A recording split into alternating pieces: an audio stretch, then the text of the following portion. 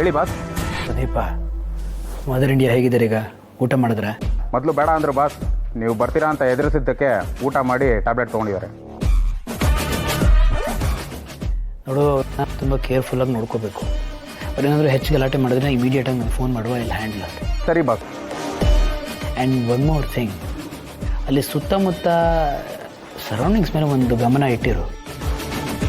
ಯಾರಿಗೂ ನಾವು ಮದರ್ ಇಂಡಿಯಾನ ಅಲ್ಲಿ ಔಸಿಟ್ಟಿದ್ದೀವಿ ಅಂತ ಗುಮಾನಿ ಬರಬಾರ್ದು. ನೀವೇನು ತಲೆ ಕೆಡ್ಸ್ಕೊಬೇಡಿ ಬಾಸ್. ನಮ್ಮ ಹುಡುಗರು ಎಲ್ಲ ಕಡೆ ಕಣ್ಣಿಟ್ಟಿದ್ದಾರೆ. ಸರಿ ಸರಿ ಬಾಸ್.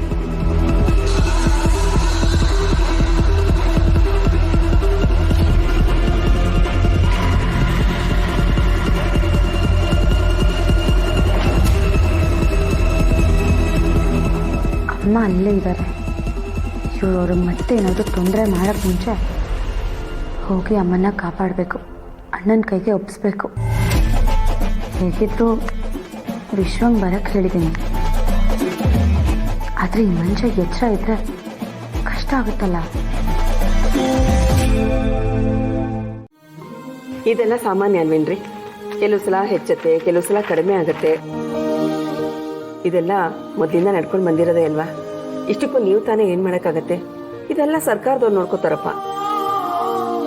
ಸರ್ಕಾರಕ್ಕೆ ಈ ಕಡೆ ಎಲ್ಲ ಗಮನ ಎಲ್ಲಿ ಕೊಡೋಕ್ಕಾಗುತ್ತೆ ಹೇಳೋ? ಅವ್ರ ಸಮಸ್ಯೆಗಳೇ ಬೇರೆ. ಒಂದು ಸಮಸ್ಯೆನ ಬಗೆಹರಿಸೋಷ್ಟರಲ್ಲಿ ಇನ್ನೊಂದು ದೊಡ್ಡ ಸಮಸ್ಯೆ ಬಂದು ಕೂತಿರೋದು. ಇನ್ನು ಆ ಸಮಸ್ಯೆ ಬಗೆಹರಿಸೋದಕ್ಕೆ ಎಲ್ಲ ಯೋಜನೆ ಮಾಡ್ಕೊಂಡು ಇನ್ನೇನು ಬಗೆಹರಿತು ಅನ್ನೋ ಅಷ್ಟು ಸರ್ಕಾರವೇ ಬಿದ್ದೋದು. ಅವ್ರ ಪ್ರಾಮುಖ್ಯತೆಗಳೇ ಬೇರೆ ಲಕ್ಷ್ಮಿ. ಅದಕ್ಕೆ ತಾವೇನ್ ಮಾಡ್ಬೇಕು ಅಂತಿದ್ದೀರಾ?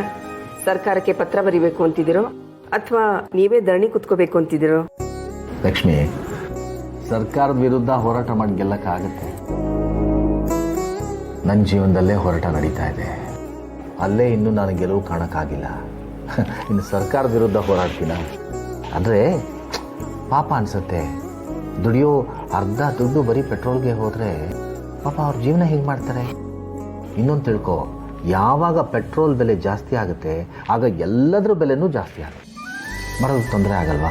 ಅಂದರೆ ಈಗ ಗಾಡಿಗಳು 1 ಲೀಟ್ರಿಗೆ 60ರಿಂದ 70 ಕಿಲೋಮೀಟ್ರ್ ಮೈಲೇಜ್ ಕೊಡುತ್ತೆ. ಮುಂದೆ ಯಾರಾದ್ರೂ ಒಂದು ಆ ಇಂಜನ್ನ ಮಾಡಿಫೈ ಮಾಡಿ 1 ಲೀಟ್ರಿಗೆ 100 ಕಿಲೋಮೀಟ್ರ್ 120 ಕಿಲೋಮೀಟ್ರ್ ಕೊಡುವಂಥದ್ದಾದರೆ ಎಷ್ಟು ಎಲ್ಲ ಜನರಿಗೂ ಒಳ್ಳೇದಾಗುತ್ತಲ್ವಾ ಅಂತ.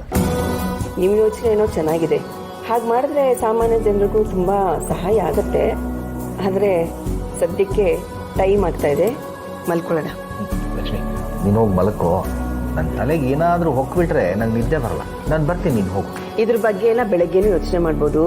ನಿಮಗೂ ಚೆನ್ನಾಗಿ ಗೊತ್ತು ನೀವಿದ್ದೆ ನಾನೊಬ್ಳೆ ಮಲ್ಕೊಳ್ಳಲ್ಲ ಅಂತ. ನೀವು ನನ್ನ ಪಕ್ಕ ನೆಮ್ಮದಿಯಾಗಿ ಮಲ್ಕೊಂಡ್ರೇನೆ ನನಗೂ ನೆಮ್ಮದಿಯಾಗಿ ನಿದ್ದೆ ಬರುತ್ತೆ. ಯಾಕ್ರಿ ನಗ್ತಾ ಇದ್ದೀರಾ? ನಾನೇನು ಸುಳ್ಳು ಹೇಳಿದ್ನಾ? ನೀನು ಸುಳ್ಳು ಹೇಳಿದೆ ಅಂತ ಅಲ್ಲ.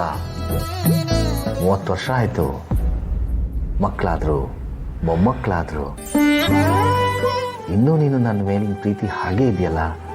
ಖುಷಿಯಿಂದ ನಗು ಬಂತು. ಅವರೆಲ್ಲರೂ ಇದ್ರೂ ನನಗೆ ನೀವು, ನಿಮಗೆ ನಾನು.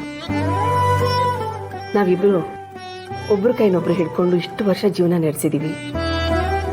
ಎಷ್ಟೇ ಕಷ್ಟ ಬಂದರೂ ನೀವು ನನ್ನ ಕೈ ಬಿಡದೆ ಇಲ್ಲಿವರೆಗೂ ಜೀವನ ನಡೆಸ್ಕೊಂಡು ಬಂದಿದ್ದೀವಿ. ಅಂಥದ್ರಲ್ಲಿ ನಿಮ್ಮನ್ನಲ್ದೆ ನಾನು ಪ್ರೀತಿಸ್ಲಿ? ಲಕ್ಷ್ಮಿ, ನಿನ್ನ ಮಾತು ಕೇಳ್ತಾ ಇದ್ರೆ ನನ್ನ ಮನಸ್ಸು 35 ವರ್ಷ ಹಿಂದಕ್ಕೆ ಹೋಗ್ತಾ ಇದೆ. ಹೇಗೋ ಭೇಟಿ ಆಗ್ತಿದ್ವಿ, ಯಾರನ್ನೋ ಕಾಯಿಸ್ತಿದ್ವಿ, ಆ ಹುಸಿ ಕೋಪ, ಒಬ್ಬೊಬ್ಬೊಬ್ಬ ಇದನ್ನೆಲ್ಲ ನೆನಪು ಮಾಡಿಕೊಂಡ್ರೆ 35 ವರ್ಷ ಹೆಂಗೆ ಕಳೀತು ಅಂತಲೇ ಗೊತ್ತಾಗಲ್ಲ. ನಮಗೇನು ಅಷ್ಟು ವಯಸ್ಸಾಗ್ಬಿಟ್ಟಿದ್ಯಾ? ಏನು ರಾಯರು ಫ್ಲ್ಯಾಶ್ ಬ್ಯಾಕ್ ಹೋದಂಗಿದೆ? ಅಲ್ಲ ರೀ, ಹಿಂದಿಂದನ್ನೆಲ್ಲ ನೆನೆಸ್ಕೊಂಡು ನಿಮ್ಮ ಮೆಲ್ಕ್ ಹಾಕ್ಬೋದು. ಆದರೆ ಆ ಥರ ಜೀವನ ಮತ್ತೆ ಮಾಡೋಕ್ಕಾಗತ್ತಾ? ಯಾಕಾಗಲ್ಲ? ಪ್ರೀತಿ ಮಾಡೋದಕ್ಕೆ ವಯಸ್ಸಲ್ಲ ಮುಖ್ಯ, ಮನಸ್ಸು. ಹೌದು. ಈಗ ಲೇಟ್ ಆಗ್ತಾ ಇದೆ, ಹಾಲು ಕುಡೀರಿ, ಹೋಗಿ ಮಲ್ಕೊಳ್ಳೋಣ. ಇಷ್ಟು ತನಕ ಪ್ರೀತಿ ಮಾತಾಡಿದ್ದೀವಿ, ಇದನ್ನು ಒಂದು ಸ್ವಲ್ಪ ಪ್ರೀತಿಯಿಂದ ಹೇಳ್ಬೋದಲ್ವಾ? ಹೌದಾ ರಾಯ್ರೆ? ಈ ಹಾಲನ್ನ ಕುಡಿದ್ರೆ ನಾನು ನೀವಿಬ್ರು ಹೋಗಿ ನೆಮ್ಮದಿಯಾಗಿ ನಿದ್ದೆ ಮಾಡ್ಬೋದು. ಕುಡಿತೀರಾ? ಸ್ವಲ್ಪ ಜಾಸ್ತಿ ಆಗ್ತಿಲ್ಲ ಅಲ್ವಾ? ಕುಡಿದಿ ಮತ್ತೆ.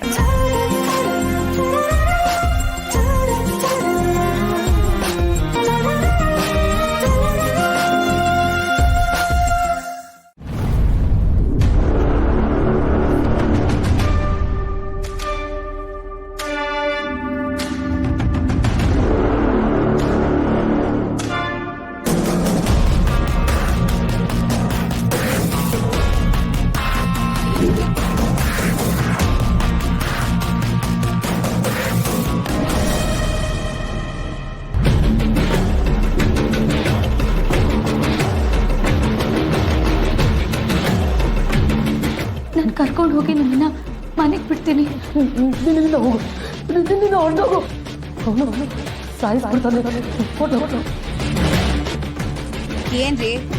ಏನ್ರಿ ಹೇಳ್ತಿದ್ದೀರಾ ನೀವು? ಸತ್ಯನ ಹೇಳ್ತಾ ಇದ್ದೀನಿ ಜಾನ್ವಿ ಅವರೇ. ಅವಳು ನನ್ನ ಹೆತ್ತ ತಾಯಿ.